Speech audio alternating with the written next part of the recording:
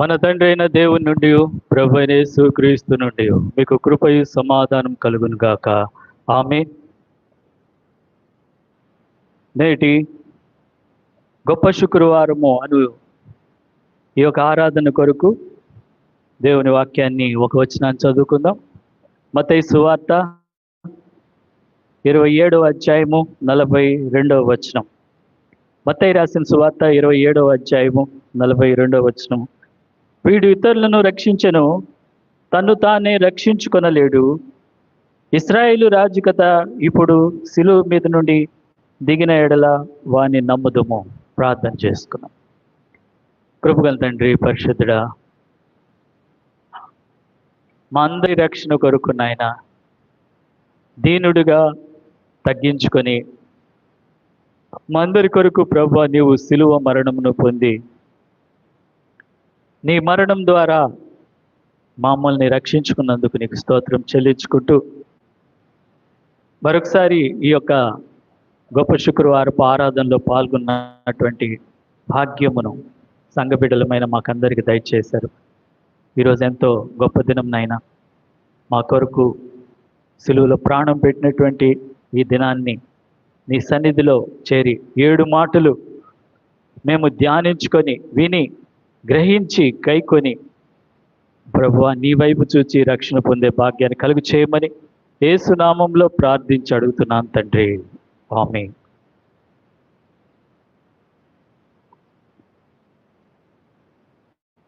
ప్రభునందు ప్రియమైనటువంటి దేవుని బిడ్డలారా, ఈ యొక్క సమయంలో మనము యేసు ప్రభు యొక్క సిలువ మరణాన్ని మనము ధ్యానించుకుంటున్నాం. సిలువలో ఆయన మన కొరకు ప్రాణం పెట్టినటువంటి సందర్భంలో యేసు ప్రభు ఒక మాట చెప్తున్నాడు, దాన్ని గుర్తు చేసుకున్నాం. మంచి కాపరి తన గొర్రెల కొరకు ప్రాణం పెట్టును. ఆయన చెప్పినట్టుగా ఆయన మనందరి కొరకు ప్రాణం పెట్టినటువంటి ప్రభుగాను రక్షకుడుగా ఉంటున్నాడు. మరి ఈ సమయంలో సిలువ గురించినటువంటి యొక్క ఉపోద్ఘాతంలో కొద్ది నిమిషాలు నేను మీకు తెలియచేయాలని ఇష్టపడుతుంటున్నాను. మొదటి కొరింథీయులకు రాసిన పత్రికలో 1వ అధ్యాయంలోనే పౌలు చాలా చక్కగా చెప్తాడు, సిలువను గురించిన వార్త నశించుచున్న వారికి వెర్రితనం, కానీ రక్షించబడుచున్న మనకు దేవుని శక్తి. మనమందరం కూడా యేసు ప్రభుని నమ్ముకున్నాము. ఎవరైతే ఆయన్ని నమ్ముకున్నారో వారందరికీ కూడా రక్షించబడుచున్నటువంటి మనకు దేవుని శక్తిగా ఉంది. సిలువలో 3 దృశ్యాల్ని నేను మీకు తెలియచేస్తాను. సిలువను గురించిన దృశ్యము, సిలువలో 3 ముఖ్యమైనటువంటి అంశాలు నేను తెలియచేయాలని ఇష్టపడుతున్నాను. అసలు సిలువకు పంపించింది ఎవరంటే పిలాతు యేసుని కొరడాలతో కొట్టించి సిలువ వేయమని అప్పగించిన వాడు పిలాతు. రెండోదిగా క్రీస్తును సిలువ వేసి ఆయన చేతుల్లో కాళ్ళల్లో మేకులు కొట్టినట్టుగా మనం చూస్తున్నాము. తల మొదలుకొని అరికాలు వరకు ఆయన గాయపరచబడి ఉంటున్నాడు. యెషయా ఎప్పుడో చెప్పాడు, 53వ అధ్యాయంలో అంటాడు, మన అతిక్రమ క్రియలను బట్టి ఆయన గాయపరచబడ్డాడు. యెషయా చెప్పినట్టుగానే సిలువలో ఆయన గాయపరచబడి ఉంటున్నాడు. ప్రేమైనటువంటి వార్లరా, చూడనొల్లని వాడిగా, రక్తసిక్తంతో, వ్యసనకాంతుడుగా ఆయన చూడటం కూడా మన వల్ల కాలేదు. ఒక సందర్భంలో సైనికులే భయపడతారంట. రోమా సైనికులే ఆయన సిలువ వేశారు. సిలువ మరణం అంటే సైనికులే భయపడతారని చెప్పి చరిత్రకారులు చెప్తున్నారు. అయితే యేసయ్య ఆ సిలువ మరణానికి మరి తను తాను అప్పగించుకుంటున్నాడు. మూడోదిగా చూస్తే రోమా సైనికులు ఆయన వస్త్రాలని పంచుకున్నారు. దాని కొరకు చీట్లు వేసినట్టుగా కూడా మనం చూస్తుంటున్నాము. ఆ తర్వాత యేసు ప్రభు అంటున్నాడు, నేను దప్పికొంచున్నాను అని చెప్పినప్పుడు వారు ఒక స్పాంజి చిరకతో నింపి హిస్సోపు పుడకను ఆయన నోటికి తగిలించినట్టుగా చూస్తుంటున్నాము. తర్వాత 4వది, ఆయన కాళ్ళు విరగొట్టలేదు. చివరిలో సిలువంతా వేసిన తర్వాత సైనికులు ఏం చేస్తారంటే, వాళ్ళు చనిపోయినారా లేదా అని చూచే దానికి, చనిపోకుండా ఉంటే రోమా సైనికులు ఏం చేసేవాళ్ళు అంటే, సిలువ మీద ఉన్నటువంటి ఆ యొక్క నేరస్తుని కాళ్ళు విరగొట్టేటువంటి వాళ్ళు. అయితే ఇక్కడ విరగొట్టలేదు, ఆయన అంతకుముందే చనిపోయినట్టుగా చూస్తున్నాము.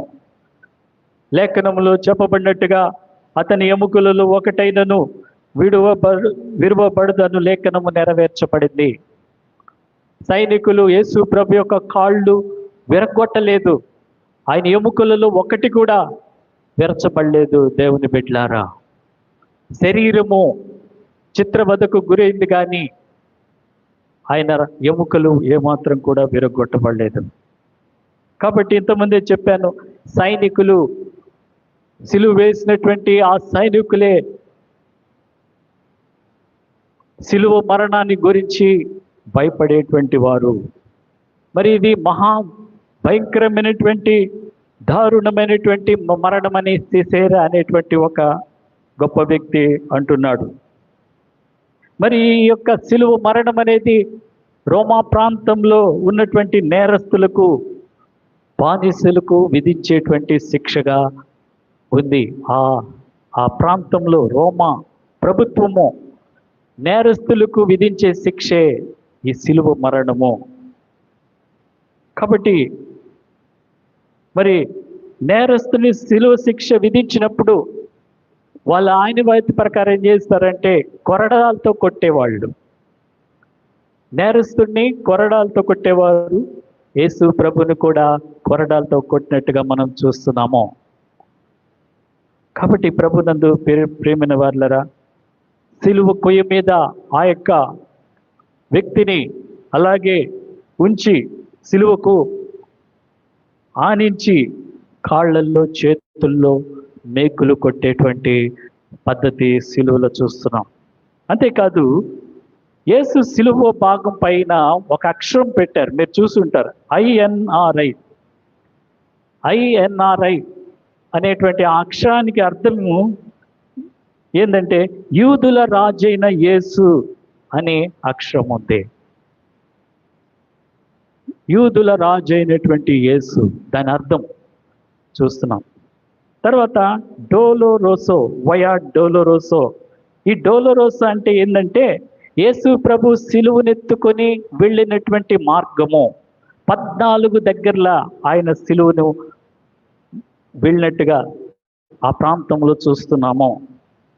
ఈ డోలోరోసో అనే మార్గంలో యేసు ప్రభు యెరూషలేములో నుంచి ఆయన గొల్గొతా వరకు ఆ సిలువనెత్తుకొని వెళ్ళాడు. దీన్ని ఏమంటారంటే సిలువ మార్గం అని అంటాం. ఈ రోజుకి కూడా యెరూషలేములో యేసు ప్రభు సిలువనెత్తుకునే మార్గంలో ఆ చిహ్నాలు, ఎక్కడెక్కడ ఆయన ఎత్తుకుని వెళ్ళాడు, ఎక్కడ దించాడు, అవన్నీ కూడా ఈ డోలోరోసోలో ఉన్నాయి. ప్రియమైనటువంటి వారులారా, దాన్ని ఆ పేరుతో పిలుస్తారు. ఈ మార్గం అందే యేసు ప్రభు పిలాతును కూడా కలుసుకున్నాడు. పిలాతు దగ్గరికి వచ్చాడు. మరి ఆయన సిలువలో పలికినటువంటి 7 మాటల గురించి మనము ఇంకొద్ది నిమిషాల్లో ధ్యానించబోతున్నాము. అయితే దాని గురించి చెప్పడానికి యేసు ప్రభు 7 మాటల్ని ఉదయం 9 నుంచి మధ్యాహ్నం 3 గంటల వరకు మొత్తం 7 మాటలు ఆయన చెప్పాడు. మొదటి మాట 10 గంటల నుండి 11 గంటలకు, 2, 3 మాటలు 11 నుండి 12 గంటల వరకు, 4వ మాట 5వ మాట 1 గంట నుండి 2 గంటల మధ్యలో, 6, 7 మాటలు 2 గంటల నుండి 3 గంటల వరకు. ఈ సమయంలో ఆయన సిలువలో ఈ 7 మాటలు చెప్పినట్టుగా మనం చూస్తుంటున్నాము. ఇది సిలువను గురించినటువంటి ఉపోద్ఘాతము. అయితే నేను ఇప్పుడు ఆయన మరణం ద్వారా పొందిన మేలు, ఎందుకు ఆయన సిలువకు వెళ్ళాడు, పిలాతు అనేక సార్లు చెప్పాడు, దాదాపు 3 సార్లు చెప్పాడు, ఆయనలో ఏ దోషము నాకు కనిపించలేదు. అయితే యెషయా 53లో యెషయా ప్రవక్త అంటాడు, మన దోషముల నిమిత్తము ఆయన నలుగొట్టబడ్డాడు, మన పాప పరిహారం కొరకు ఆయన బలైనాడని చెప్పి యెషయా చెప్తుంటున్నాడు. అయితే నేను ఇప్పుడు ఇక్కడ యేసు ప్రభు సిలువలో ఆయన మరణించుటకు గల కారణము, దానివల్ల మనం పొందుకున్నటువంటి మేలు ఎలాంటిది అనేది నేను 4 విషయాలు చెప్తాను.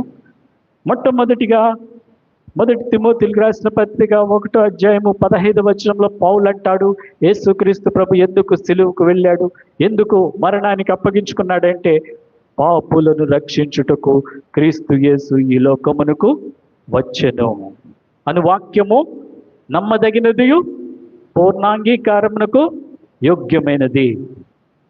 పాపులను రక్షించడానికి ఆయన సిలువకు వెళ్ళాడు.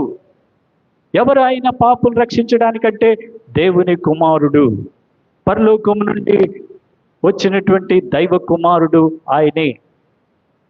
దైవ కుమారుడైన యేసుక్రీస్తు ప్రభు మనల్ని రక్షించుట కొరకే ఆయన సిలువకు వెళ్ళాడు. మొట్టమొదటిగా పౌలు చెప్పినటువంటి మాటలను బట్టి రక్షణ వచ్చింది. ఏమొచ్చింది? రక్షణ. ఆయన యందు విశ్వాసం ఉంచుట ద్వారా మనకు రక్షణ కలుగుతుంది. పౌలు అంటాడు, చెరసాల నాయకునితో ఏమంటాడంటే, ప్రభు అయిన యేసునందు విశ్వాసం ఉంచుము, అప్పుడు నీవును నీ ఇంటి వారును రక్షణ. సిలువలో రక్షణ వచ్చింది. సిలువలో నీ కొరకు ఆయన బలి కావుట ద్వారా రక్షణ వచ్చింది. రెండోది ఏమొచ్చిందంటే సమాధానం వచ్చింది. అందుకే యెషయా 9:6లో ఆయనకున్న పేర్లలో సమాధానకర్తయగు అధిపతి యేసు ప్రభు. సిలువలో యేసుక్రీస్తు ప్రభు శ్రమలు పొంద సమాధానము వచ్చింది. ప్రియమైనటువంటి వారులారా, ఏ విధంగా అంటే ఆయన ద్వారా సమస్తమును, అది భూలోకమందైనను పరలోకమందునైనను ఆయన ద్వారా తనతో సమాధానపరుచుకున్న వలనని తండ్రి అభిష్టమైన సిలువలో ఉన్నటువంటి యేసు ప్రభు ద్వారా మనకు సమాధానం వచ్చింది. ఈరోజు నీకు సమాధానం ఎక్కడి నుంచి వస్తుందంటే కలువరి సిలువలో మరణించిన యేసుక్రీస్తు ప్రభు ద్వారానే సమాధానము. ఎందుకంటే ఆయనే సమాధానకర్తగా ఉంటున్నాడు, సమాధానాన్ని ఇచ్చేటువంటి దేవుడు ఆయన. మరణము ద్వారా మనకు సమాధానం వచ్చింది. మూడోది ఏమొచ్చిందంటే విమోచన వచ్చింది. విమోచించాడు సమస్యల నుండి, బాధల నుండి, కష్టముల నుండి యేసయ్య నిన్ను విమోచించాడు. విమోచన, దోషముల నుండి విమోచన. దావీదు భక్తుడు అంటాడు, నా దోషము పోవునట్లు నన్ను బాగుగా కడుగుము. యేసయ్య ద్వారా మనకు విమోచన.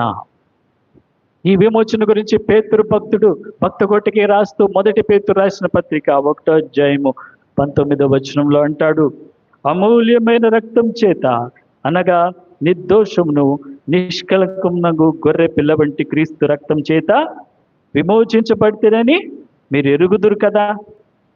ఎలాంటి రక్తం అంట? నిర్దోషమును నిష్కలంకమును గొర్రె పిల్ల వంటి క్రీస్తు రక్తము. అదే మాట యోహాను యేసు ప్రభు వైపు చూస్తే అంటున్నాడు, లోక పాప భారం మోసుకొని పోవు దేవుని యొక్క గొర్రె పిల్ల, వధింపబడినటువంటి గొర్రె పిల్ల, నీ కొరకు ప్రాణం పెట్టినటువంటి గొర్రె పిల్ల. ఆయన గొర్రె పిల్లగా నీ యొక్క దోషములను ప్రాయశ్చిత్తం చేశాడు. ఇంకొక మాట దావీదు అంటాడు, నేను పవిత్రుడు నగునట్లు హిస్సోపుతో నా పాపము పరిహరించము. నీ పాపములు పరిహరించబడేది గొర్రెపిల్ల ద్వారానే. లోక పాపములు మోసుకొని పో దేవుని యొక్క గొర్రెపిల్ల ద్వారానే. పాపం ఉన్నంత కాలము నీలో శాంతి ఉండదు. నువ్వు ఏ పాపం చేసినా నెమ్మది ఉండదు. పాపం వల్ల వచ్చు జీతము మరణం. ఆదాము హవ్వలు పాపం చేసి నశించిపోయినారు. అననీయ సప్పీరాలు పాపం చేసి నశించిపోయారు.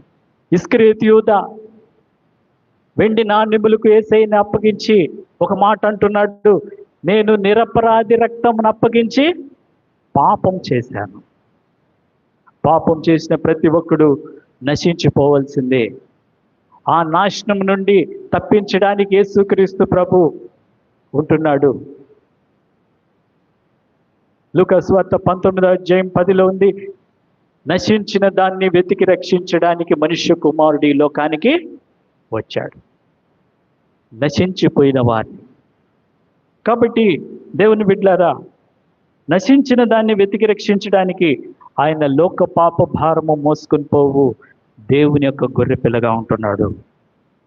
కాబట్టి ఆయన రక్తం చేత విమోచన కలిగింది. యేసు రక్తం ద్వారా నీకు విడుదల కలిగింది, విమోచన కలిగింది. మొదటి యోహాను రాసిన పత్రికలో 1 కూడా ఉంది, ఆయన వెలుగులో ఉన్న ప్రకారము మీరును వెలుగులో ఉన్న ఎడల అప్పుడు మనము దేవునితో అన్యోన్య సంబంధము కలిగి ఉంటాము. అప్పుడు యేసు రక్తము ప్రతి పాపము నుండి నిన్ను ఏం చేస్తుంది? పవిత్రపరుస్తుంది. యేసు రక్తము శక్తివంతము. యేసు రక్తములో ప్రతి పాపము నుండి విడిపించుటకు, ప్రాయశ్చిత్తం చేయటానికి యేసు రక్తము శక్తివంతమైనటువంటి రక్తము. పాపిని పవిత్రపరిచేటువంటి రక్తము యేసు రక్తము. కాబట్టి యేసు రక్తంలో మనం కడగబడటానికి ఆయన తన రక్తాన్ని కార్చినట్టుగా మనం చూస్తున్నాము. 3 విషయాలు చెప్పాను. మొదటిగా రక్షణ వచ్చింది, రెండోది సమాధానం వచ్చింది, మూడోది విమోచన వచ్చింది. 4వ విషయం చెప్తాను. ఏమొచ్చిందంటే యేసు ప్రభు కల్వరి శిలువలో మరణించడం ద్వారా స్వస్థత వచ్చింది. స్వస్థత చాలా మందికి, మన అందరికీ స్వస్థత చాలా అవసరం. ఆయన మరణం ద్వారా మనకు స్వస్థత పొందుతున్నాం. మొదటి పేతురు రాసిన పత్రిక 2వ అధ్యాయము 24వ వచనంలో ఉంది, మనము పాపం విషయమై చనిపోయి నీతి విషయమై జీవించినట్లు ఆయనే తన శరీరమందు మన పాపములు మ్రాను మీద మోసుకొనెను. ఆయన పొందిన దెబ్బల చేత మనకు స్వస్థత. ఆయన పొందిన దెబ్బల చేత ఏం కలుగుతుంది? ఎన్నిసార్లు మనల్ని దేవుడు స్వస్థపరచలేదు? ప్రార్థనలో డాక్టర్ దగ్గరికి పోకుండా, మనకు అనారోగ్యం వచ్చినప్పుడు, అనారోగ్య పరిస్థితుల్లో బాధపడుతున్నప్పుడు మనము ప్రార్థన చేసినప్పుడు ఎన్నిసార్లు దేవుడు మనల్ని స్వస్థపరచలేదు? ఎక్కడి నుంచి వచ్చింది నీకు ఆ స్వస్థత? ఆయన పొందిన దెబ్బల చేత నీకు స్వస్థత. ఈ మొదటి పేతురు 2:24లో 3 విషయాలు ఉంది. ఆయన ఎందుకు చనిపోయాడంటే పాపం విషయమై చనిపోయాడని పేతురు చెప్తున్నాడు. మొదటిగా పాపం విషయమై చనిపోయి నీతి విషయమై జీవించినట్లు. యేసు ప్రభు మరణము ఒకటి నిన్ను నీతిమంతుడిగా మారుస్తుంది. అనీతిమంతులైన మనల్ని నీతిమంతుడిగా చేయువాడు ఆయనే. అనీతిమంతుల కొరకు నీతిమంతుడైనటువంటి ప్రభువు మరణించాడు. ఇది సత్యము. పాపం యొక్క భయంకరమైన విపత్తు నుండి యేసయ్య మనల్ని రక్షించాడు. మొదటిగా మనం నీతి విషయమై జీవించినట్లు ఆయన మరణించాడు. రెండోది, ఆయన తానే తన శరీరమందు మన పాపములను మ్రాను మీద, తన శరీరమందు మన పాపములను మాను మీద మోసుకున్నాడు. అంటే ప్రాయశ్చిత్తం చేశాడు. ఆయనే మన పాపములకు శాంతికరమై ఉన్నాడు. నీకు శాంతి కావాలంటే యేసు ప్రభు అంటున్నాడు, నా శాంతినే మీకు ఇచ్చుచున్నాను. కొన్నిసార్లు అన్నీ ఉంటాయి కానీ శాంతి ఉండదు. నిజమా కాదా? నిజం. ఎందుకు తెలుసా? శాంతిని నువ్వు ఎక్కడి నుంచి తెచ్చుకోలేవు. ఈ లోకంలో ఎక్కడి నుంచి కూడా శాంతి రాదు. శాంతి రావాల్సింది, నీకు మనశ్శాంతి ఇచ్చేది, సమాధానం ఇచ్చేది యేసు ప్రభువే. అందుకొరకు ఆయన మరణించాడు. శాంతి లేని జీవితాలకు శాంతిని ఇచ్చేటువంటి దేవుడు. కీర్తన 23లో ఒక మంచి వాక్యం ఉంది, శాంతికరమైన జలముల యొద్ద ఆయన నన్ను. ఈ జీవితంలో అన్నీ ఉంది, సమస్తం ఉంది, కానీ శాంతికరమైన జలములు లేదు. యేసు ప్రభు అదే సమరయ స్త్రీతో యోహాను సువార్త 4లో అంటున్నాడు, ఈ శాంతికరమైన జలముల గురించి ఆయన అంటున్నాడు, నేనిచ్చు నీళ్లు త్రాగువాడు ఎన్నటికీ దప్పికొనడు. ఆయన ఇచ్చే నీటి పేరేం పేరు? శాంతికరమైన జలములు. ఈరోజు బాధల్లో, కష్టంలో, దుఃఖంలో నువ్వు ఉన్నావేమో, యేసు ప్రభు నీకు శాంతికరమైన జలాల్ని ఇస్తాడు. దానివల్ల నెమ్మది, సంతోషము, సమాధానం వస్తుంది. అది ఎవరు ఇవ్వలేరు, యేసు క్రీస్తు ప్రభు మాత్రమే ఇచ్చేటువంటి శాంతి. ఆ శాంతి కోసము ఆయన బలైనాడు. కాబట్టి ఆయన తన శరీరమందు మన పాపలను మోసు. మూడోదిగా ఈ యొక్క 1 పేతురు 2:24లో ఆయన పొందిన గాయముల చేత మనకు స్వస్థత. యేసు ప్రభు స్వస్థపరిచేటువంటి గుణము కలిగినటువంటి వాడు. గుడ్డివారిని స్వస్థపరిచాడు. 38 సంవత్సరాల నుండి బెతెస్దా కోనేటి దగ్గర ఉన్నటువంటి వ్యక్తిని స్వస్థపరిచాడు. ఊచ చేయగలిగిన వారిని స్వస్థపరిచాడు. ఆయన వస్త్రపు చెంగును ముట్టుకున్నటువంటి రక్తస్రావం కలిగిన స్త్రీ స్వస్థపరిచాడు. అంత మాత్రమే కాదు, చనిపోయినటువంటి లాజర్ని మృతుల్లో నుండి లేపినటువంటి దేవుడు మన దేవుడు. మన యేసయ్యలో ఏముందంటే స్వస్థత ఉంది. కాబట్టి కుష్ఠరోగిని స్వస్థపరిచాడు. ఎంతమందిని వచ్చినా సరే ఆయన స్వస్థతనిచ్చేటువంటి దేవుడు. కాబట్టి ఒక మాట అంటున్నాడు, ప్రయాసపడి భారం మోసుకొంచెం సమస్త జనులారా నా యొద్దకు రండి, నేను మీకేమిస్తాను? విశ్రాంతినిస్తాను, నెమ్మదినిస్తాను, మిమ్మల్ని బాగు చేస్తాను, మీకు స్వస్థతనిస్తాను, మీకు విడుదలనిస్తాను. ఎందుకంటే నేను నీ కొరకు నా ప్రాణాన్ని పెట్టాను. కాబట్టి దేవుని బిడ్డలారా, యేసయ్య నీ స్వస్థత కొరకు ఆయన కలువరి శిలువలో మరణించాడు. ఇదే మాటని యెషయా 53:4లో యెషయా ఏమంటాడంటే, నిశ్చయముగా అతడు మన రోగములను భరించెను.